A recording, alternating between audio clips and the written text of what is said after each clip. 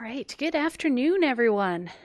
So today we're going to keep talking about language. Specifically, we're going to finish up with our looking at different parts of the brain that are involved in language. And then we're going to talk about acquiring language and some of the theories related there. And then hopefully we'll get almost to the end of our language exclusive component so that next week we get to transition over into how language influences the way that we think. So we had left off on this slide, which is a really nice reminder of some of the areas that we had talked about. We include Broca's area and Wernicke's area, responsible for speech formation and understanding, respectively. We had also pointed out our occipital lobe, where our primary visual cortex is located. We had also mentioned that our primary auditory cortex is going to be right around Wernicke's area in the temporal lobe. And then the primary motor cortex would be involved in producing language. So let's actually look at that on a real brain. And so I actually set it up so that this diagram matches exactly the orientation of these here. And so if you remember back to when we talked about our different brain imagings, we had talked about PET scans. And so they're showing activity. So the closer to red you are, the higher the activity. The closer to sort of the blues and purples, the lower the activity. And so these would probably be set up. This wouldn't be just a single trial. We had mentioned that brain activity is very messy and blurry and there's lots going on.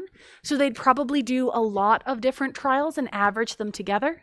Specifically, they'd take some control trials to figure out your base brain activity when nothing else is happening so that they could subtract out that underlying activity when we started looking at these specific actions.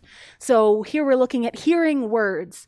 So that's activating right over near our let me say them in the right order, the Wernicke's area. So over near our auditory, primary auditory cortex. So we see activation right in the middle there. And then for seeing words, that's towards the back. That's our occipital lobe or our primary visual cortex. Speaking words is going to involve the Broca's area and the primary motor cortex moving up to the top there. And then generating words involves Broca's area as well as the rest of the frontal cortex. So it's involving sort of more of that grasping and putting together concepts that our frontal lobe is very, very good at. And so that gives us, this lines up, our real world data lines up with what we talked about looking at our cartoon image of the brain. And so, of course, when we start talking about which parts of the brain do what, people are always interested in, are there any differences between different groups? And particularly, we start looking for sex differences. And so we've already kind of mentioned this, again, back when we were talking about the different parts of the brain. And so for our sex differences, when we average across all of the studies, because not all of them are going to agree, but most of them are going to say that we seem a little bit of difference in the organization between male and female brains. So the idea here is that male brains tend to be more lateralized. All that means is that sort of the left side of the brain being used for language holds a lot more true in male brains than it does in female brains. So male brains would show more activation on the left side in that left hemisphere when sort of listening to and producing language.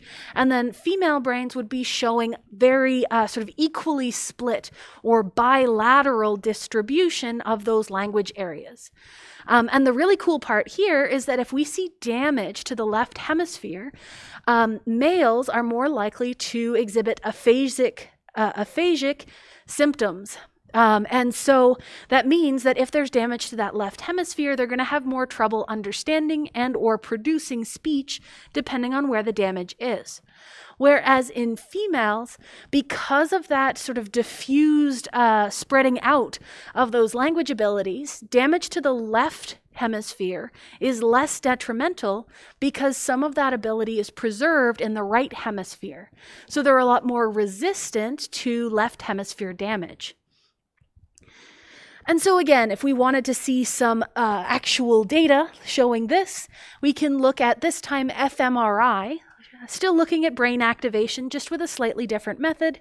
And so we would see that we have left activation in males, so on that left side for language, and then in females we have sort of equal bilateral activation, so on both sides. So just again showing us real world data that matches our general statements. All right, so now that we know what language is and we know a little bit about how we produce and understand it, we're going to move into actually learning a language. How do we learn to speak and read and write and sign? And I've mentioned before that a lot of the literature focuses in on spoken language, and so most of this is going to be worded, talking about, well, talking. But a lot of these concepts, a lot of these ideas also apply to written language and signed language as well. Just because the literature focuses a lot on spoken language, that's what we're sticking with too. And so of course we can talk about our milestones in language development.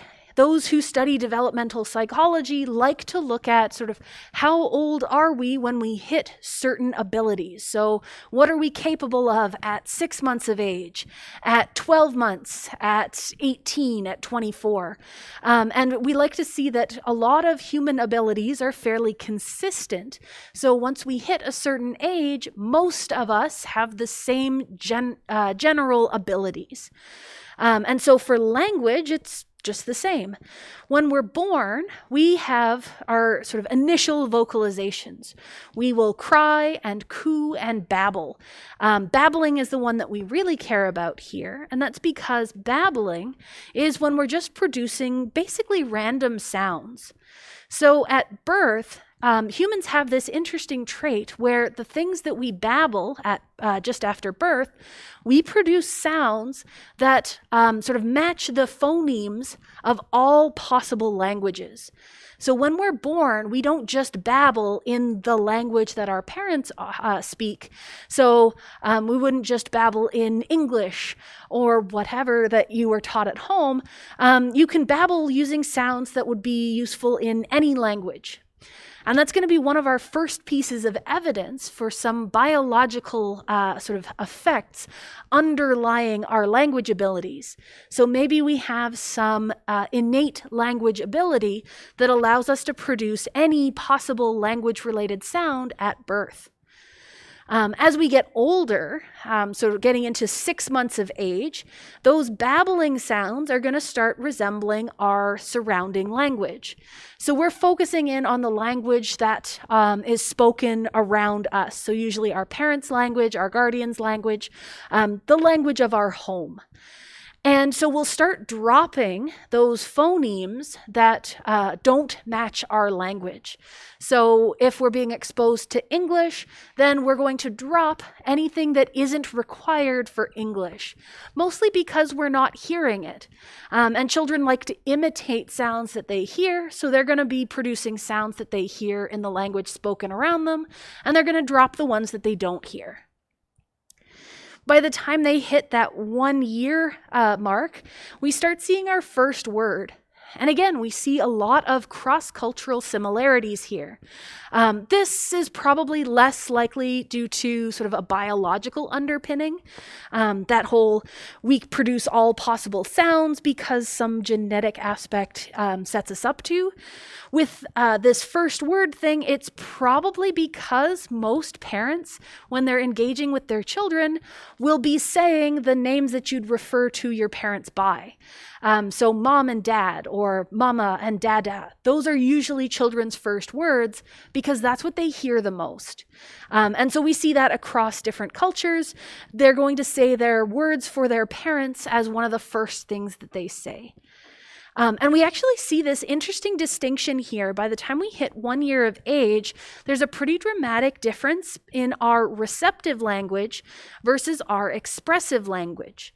And this just means that we are able to understand a lot more than we're able to express at 1 year of age. And again, I like tying this over to our learning a second language because most of us probably had to take a second language during, say, grade school or middle school or high school.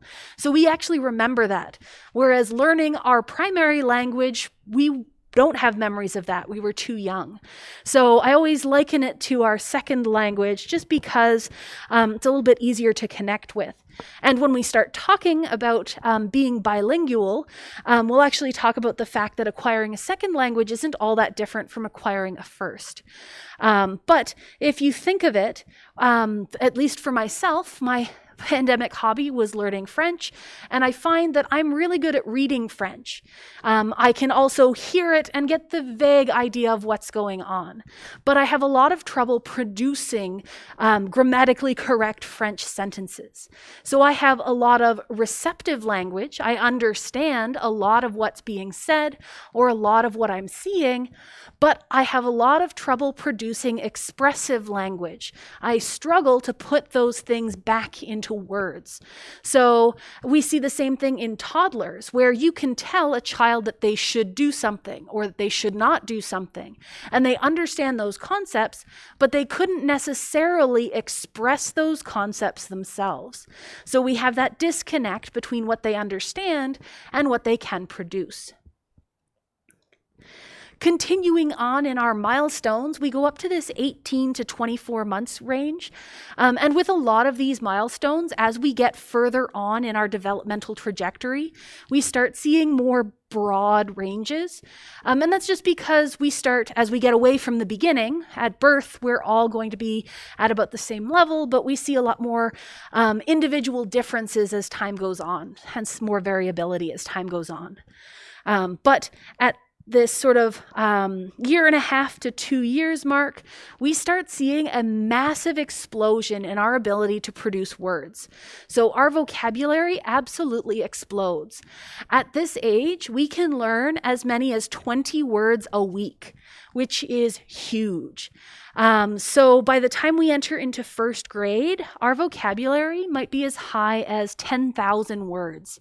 And then by fifth grade, only 4 years later, 40,000 words. So we're learning about 10,000 words a year at that point. That is absolutely massive. And we're actually going to talk about that explosion, that massive increase in vocabulary as another one of those pieces of evidence for a genetic basis, sort of a predisposition towards acquiring language. We do, because of all of these new words, start seeing some small issues, and this would be over and under extensions. And this basically means that as children are acquiring new words, they have trouble sort of making sure that the new things that they learn apply accurately. So if we think of animals are a great example for this. So if a child knows what a dog is, and then they see, say, a chihuahua or something, and they're not quite sure if it's a dog because it looks different from what they're used to, so they might not call that a dog. They might not include it under the umbrella of the term because they don't quite know about it. So they would be underextending, or maybe they're overextending. Maybe they see a wolf and it's dog-shaped enough that they call it a dog, even though it isn't quite a dog. So they start sort of trying to figure out how these words apply to other ideas, and they might overreach or underreach as they're figuring out how these new words fit in. And a lot of these issues are then corrected, usually with interactions with their parents. So if they call the wolf a dog, their parent might say, nope, it's a wolf. And then they're going to learn that new word in that new context. So some things that pop up there. And again, as we continue onward, so after our second year, we start seeing combinations of words. So instead of one word at a time and relying fairly heavily on gestures, they start being able to combine words. And we start seeing what's called telegraphic speech. And this is the most simple version of a particular idea or concept that they can get across. And the reason it's called telegraphic is because if you think of telegrams, communicating by telegram, you paid per word, or I think it was per letter. So people would boil down an idea to the most simple way to express it. So if you're saying that you're going to a place on a date, you would probably just give the place name and the day that you'd be there. So you'd exclude all that extra grammar. It wouldn't be a properly formatted sentence, but it would be just enough information to get across what you're saying. And so children do this as well. And with telegraphic speech, they'd probably include a verb and a noun, but nothing else. So maybe they're going to say want cookie or give block.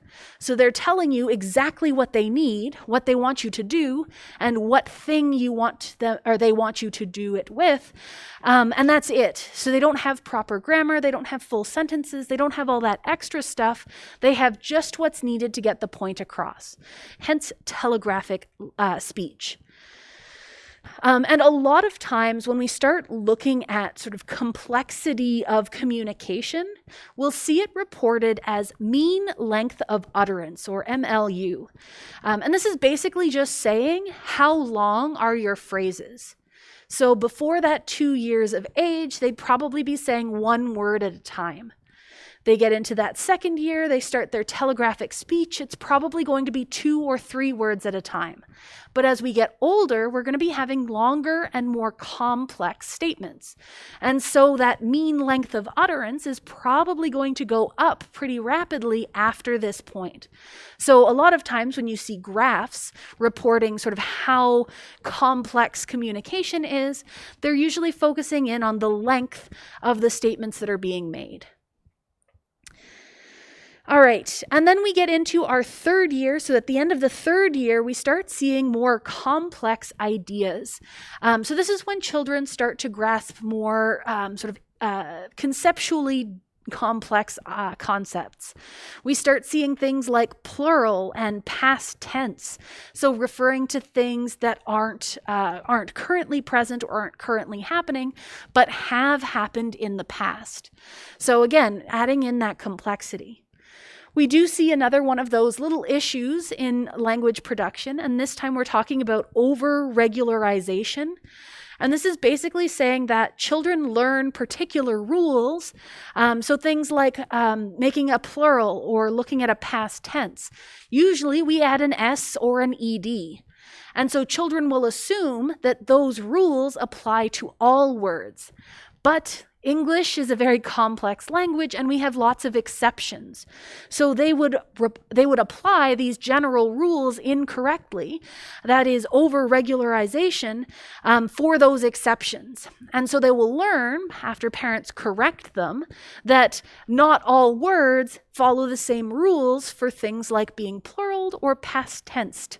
So this would be, say, a child was talking about a mouse, and now there's 2 of them. They'd probably say that there are 2 mouses, but we know that the plural for mouse is mice, which is sort of an atypical rule.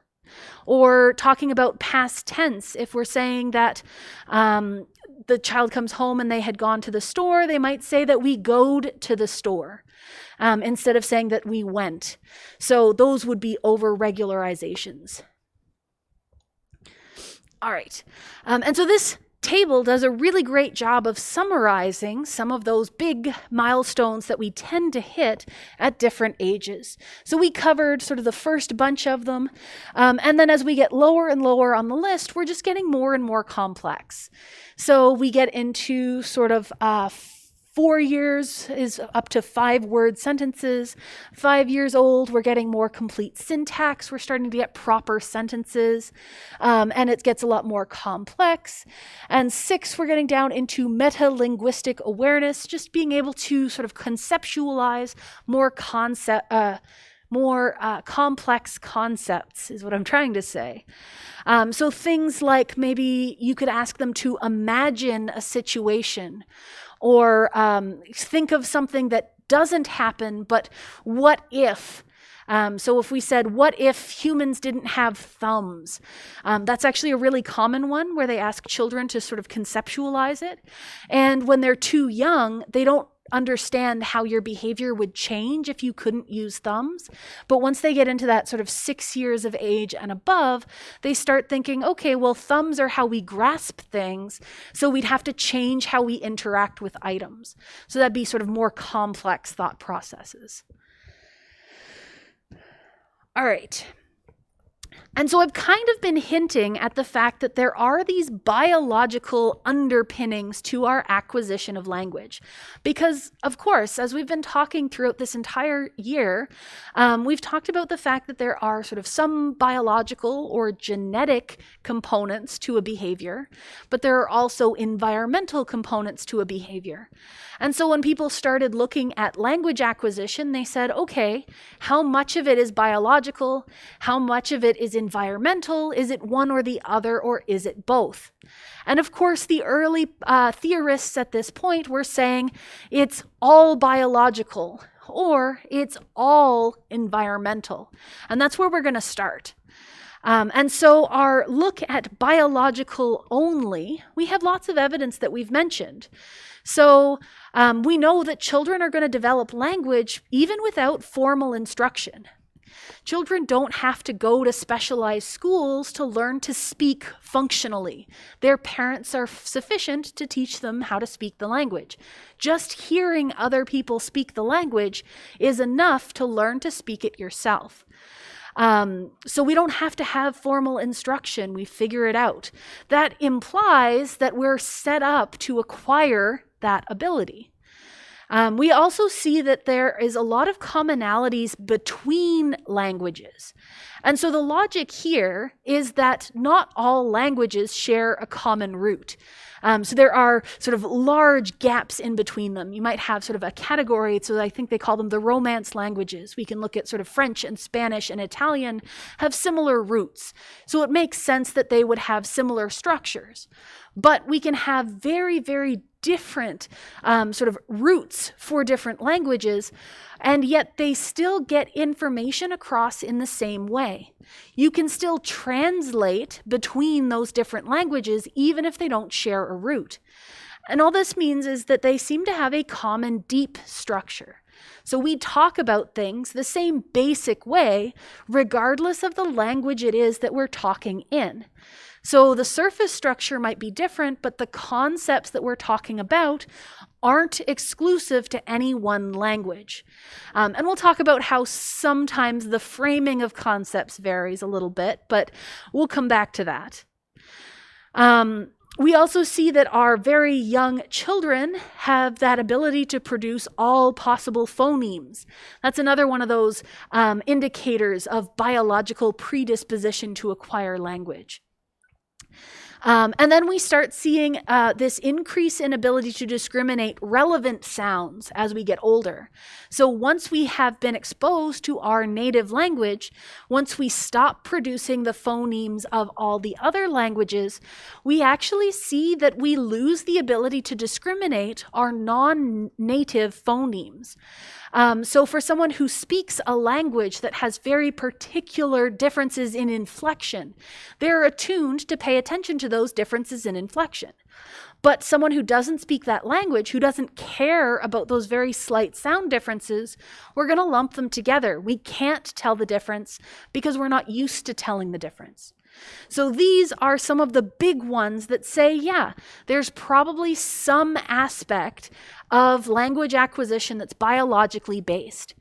And our big name behind that whole we are genetically predisposed to acquire language was Noam Chomsky.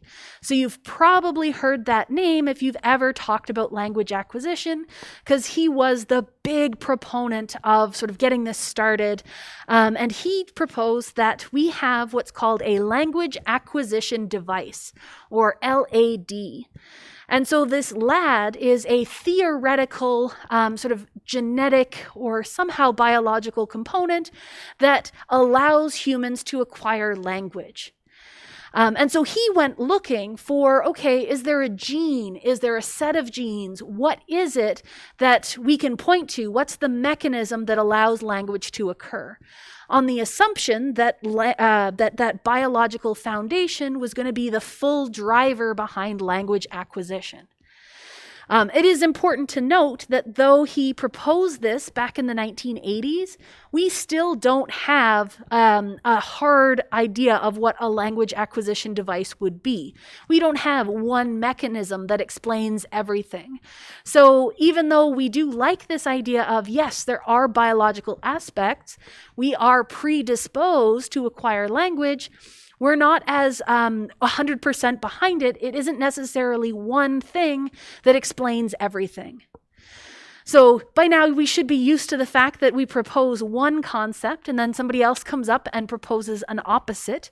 So if it's not exclusively biological, maybe it's exclusively environmental. Maybe it's all about our social interactions.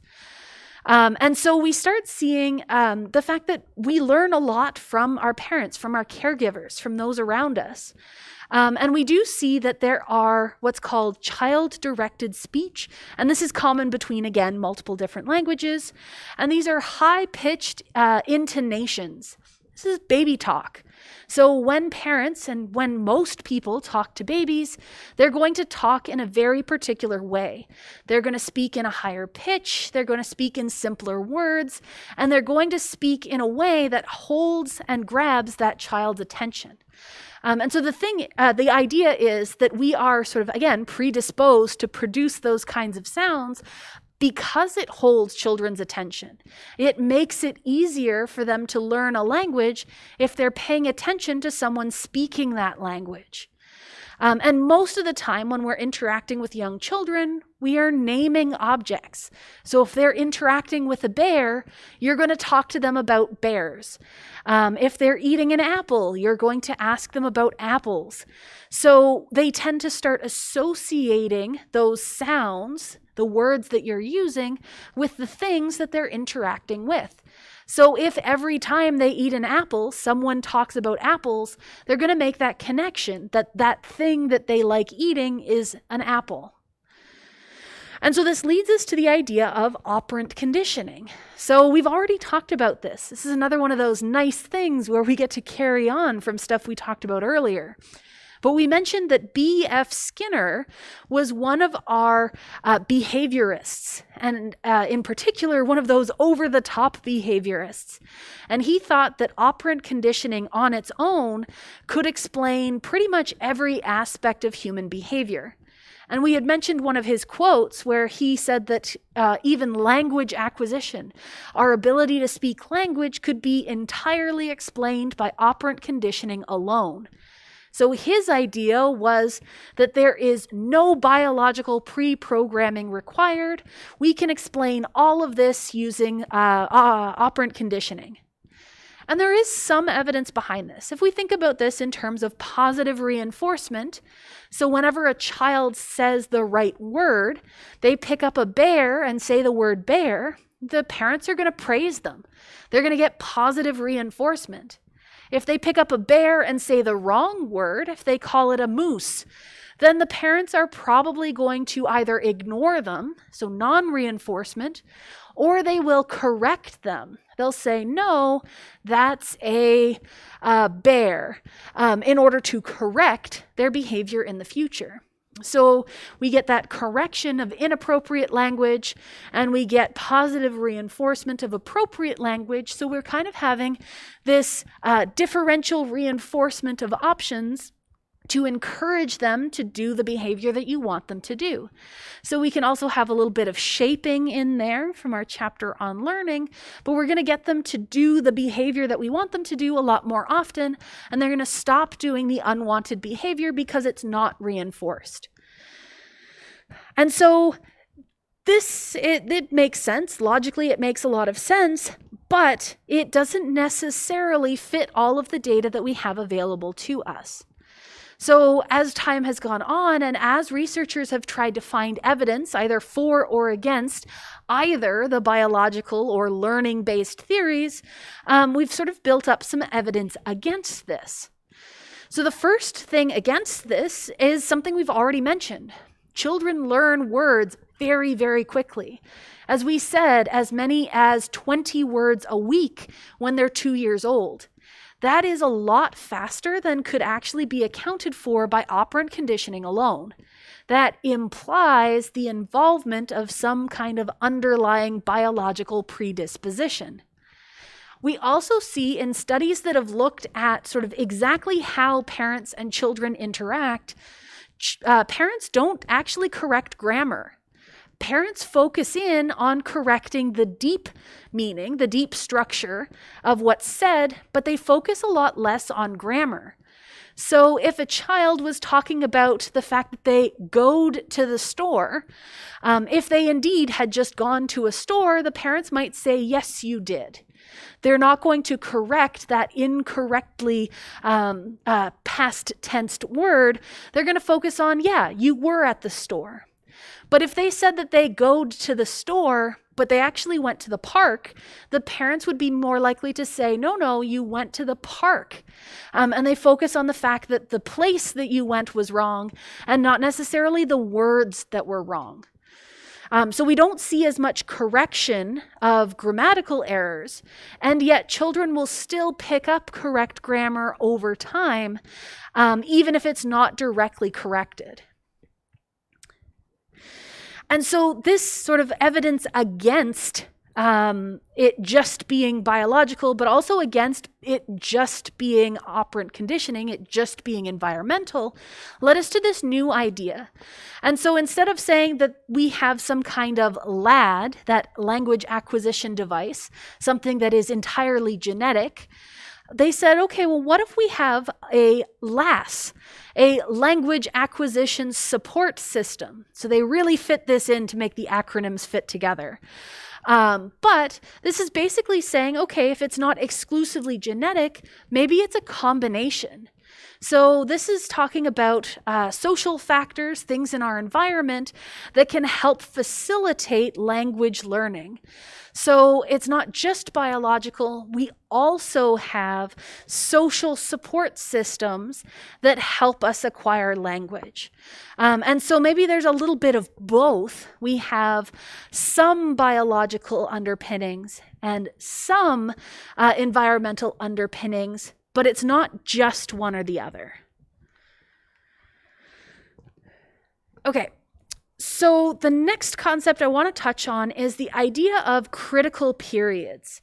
And this is sort of a weird one where it's something that's fairly important, but I couldn't figure out where to put it in the lecture. So we're going to stick it right in the middle here. But this is the idea that there are periods in which we are set up to learn language, and outside of those periods, we cannot. So critical periods say that when we're sort of having that rapid growth in vocabulary when we're young children, we are set up to learn language. But after we pass out of this critical period, it's not possible for us to learn language the same way. And the reason that they started proposing this idea of critical periods is that they've encountered children who were raised in isolation. There's a couple of really interesting studies where they looked at orphanages where children had been completely neglected until sort of much, much later and had never interacted with spoken language. And they found that if they were recovered and socialized while they were young, they were able to sort of catch up to where they should be when it comes to language abilities. But if they were found later in life, if they were, say, 14 or 15 years of age, they then struggle to produce language later in life.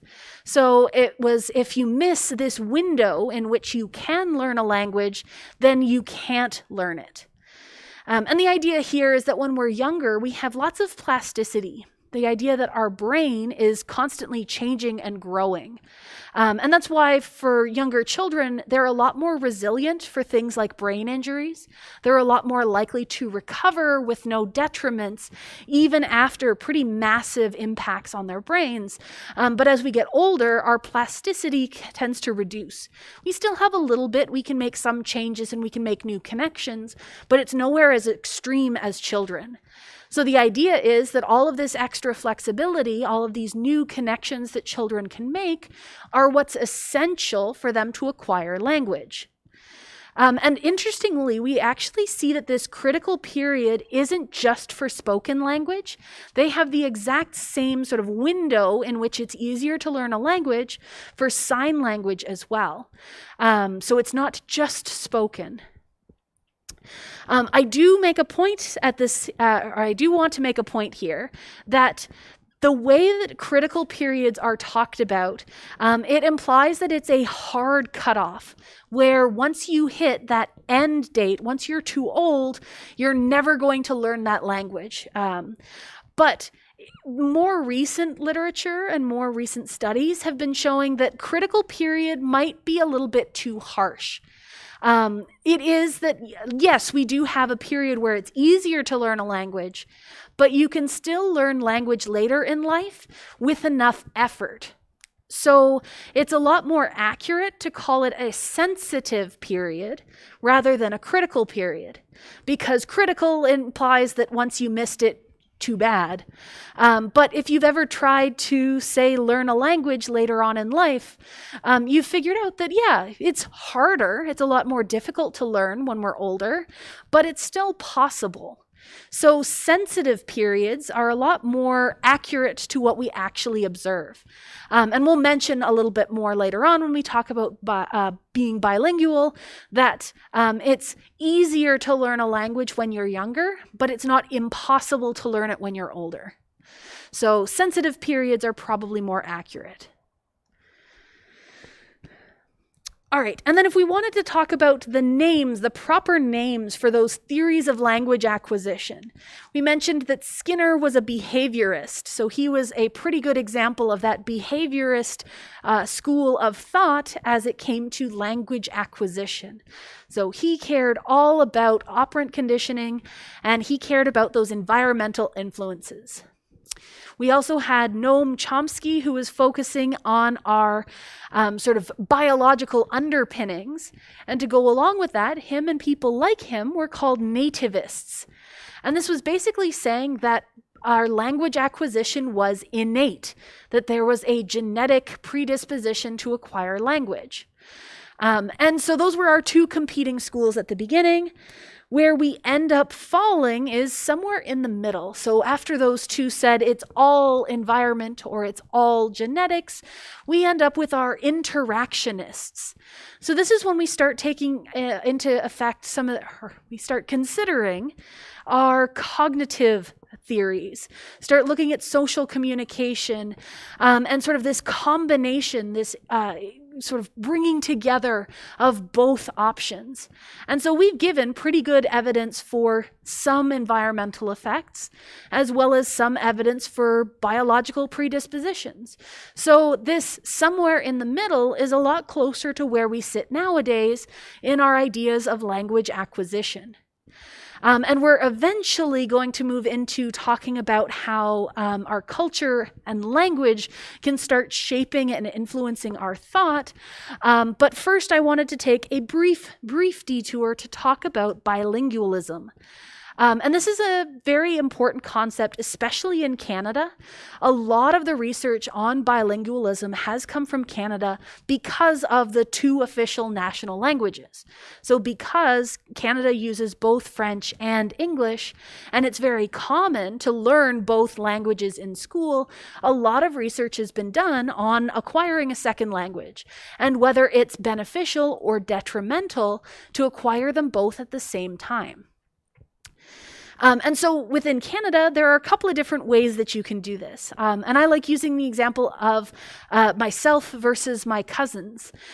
So I just did sort of English school, and we took one French course a year. So I took French from junior kindergarten up to grade 12. My cousins, on the other hand, they went to a French immersion school, which means that they took their classes in French and they took one English class a year. So they had sort of the inverse of what I did. They spoke English at home though, so they were still exposed to the language, just not in the school setting. And so it's kind of neat to see some of the things that I noticed sort of interacting with them as they grew up, because they were younger than I was. So I remember them growing up and how that compares to the literature. So our big question is, does learning those two languages at the same time cause problems? And what we do see is almost as though we have a limited number of words that we can acquire at a time. So we mentioned that acquiring 20 words a week as sort of a general rule of thumb. So if you're acquiring words for two different languages, half of those words would be one language and half would be the other. It's not always a direct split, but we do see that individuals who learn both languages at once are going to have a smaller vocabulary in each than someone who only learned one language at a time. So basically, there are limitations to what we can learn, so we see smaller vocabularies overall. However, it's not all bad. There are some things that tend to score a lot higher for those who are bilingual. So we see higher scores of cognitive flexibility, analytical reasoning, selective attention, and that meta-linguistic awareness. So a lot more complex reasoning going on. And actually, in a couple of slides, I'm going to show one of the tasks that they use to show this ability to inhibit sort of responding to irrelevant stimuli. So those who have to learn two languages at once and theoretically have to learn to ignore those words that aren't relevant for the language that they're using right now, they get a lot better at ignoring irrelevant stimuli in all situations. So it can actually set their brains up to be more adaptive and more complex for tasks later in life as well. All right, back to some more disadvantages. There seems to be a little bit of a disadvantage in terms of language processing speed, and that's probably, again, just due to limited capacity. So if part of your attention is focusing in on, we're talking in English, ignore the French, then maybe you're going to be processing a little bit slower because you're spending some of your effort holding back another language. There was another point that I wanted to make, and I didn't put it on the slides because I was like, I'll remember. And now I'm not remembering it. Maybe it'll come back to me later. All right. We already mentioned that our second languages are going to have that same pattern where there's a sensitive period in which you can learn them. So it's a lot easier to learn a second language early on in life. So as you get older, it gets harder and harder to acquire this language. A little bit of a detour from what the textbook talks about. There are some studies, specifically brain imaging studies, that have looked at people who were bilingual from a very young age versus those who learned their second language later in life. And they find that those who learned the second language early in life stored that second language in their normal language processing centers. So if they learned French and English at the same time as a child, both were stored in that general language area. However, if they learned French later in life, say in high school they started, even if they become fluent in French, it's actually stored somewhere else in their brains. So English would still be in the language centers, but French would be more diffusely set up in the cortex. And so that less proficient way of connecting it is that when you learn later in life, you almost have to take all of that information that you've learned and then translate it back through your primary language. So there's kind of an extra step, and that might be why people who learn languages later in life end up sort of struggling, and it's a lot harder because there's that extra step in where things are stored. But I found that was a really interesting study, and I cannot for the life of me find it. I know I read it, but I don't know where it is. But it's neat to talk about. All right, the next thing we can say is that greater acculturation facilitates acquisition. That's a lot of complex words to just say that the more you're exposed to that second language, the easier it is to learn it. So my cousins, having spent all day, every day at school exposed to French, they're far more fluent in the language than I was ever going to be, only taking one French class a day. So their ability to speak was sort of helped along by constant exposure.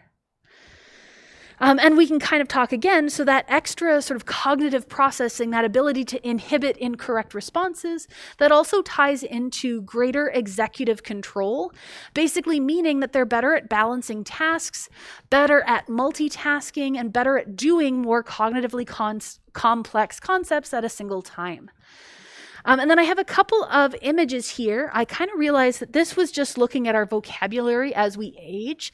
This would have been very useful much further back, but isn't that important? These aren't difficult concepts to grasp. Just saying that we went from 10,000 words in grade 1 up to about 40,000 by grade 5.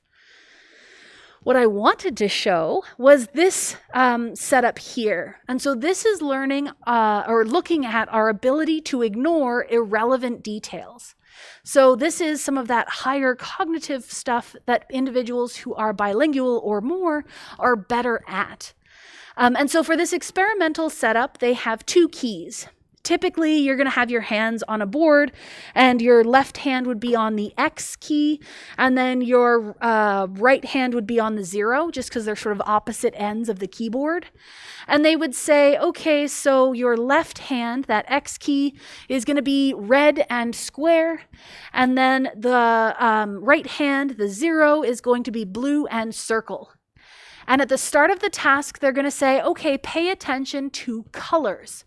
So if you see a red circle, we're paying attention to color, so you should push X. Even though it's square, it's still red, so you're paying attention to colors. And then halfway through the task, they switch it, and they say, you're no longer paying attention to color, now you're paying attention to shape. So that same red circle, now you should be pushing the right key, the 0, because that's where the circle is. So they're giving you conflicting information and seeing how well you can use only the relevant pieces of information. But also by switching the contingencies, they're looking at your ability to think on your feet, to adapt to changes. And across all sorts of iterations of this kind of a task, those who are bilingual tend to score much higher on these kinds of tasks than those who only speak one language. And then this diagram, I was just intending to look at the fact that it's easier to acquire a language as you are when you are younger. But I don't think we're going to go into that because we are pretty much at the end of time. What I am going to do is we'll start on Monday talking about sort of the issue of can animals develop language? And that's because that's sort of my area of expertise. So we'll spend just a little bit of time on that and chat about our vocal learning species. But like I said last time, the lectures are going to resume on Monday. Friday is going to be sort of an open period. I will be here. I will have your midterms, and I'll be around to answer questions. But if you don't care about seeing your midterm, then you don't have to come in. Don't worry about it. Just continually saying that. And I'm going to be sending that announcement this afternoon because I completely forgot to do it after the last one.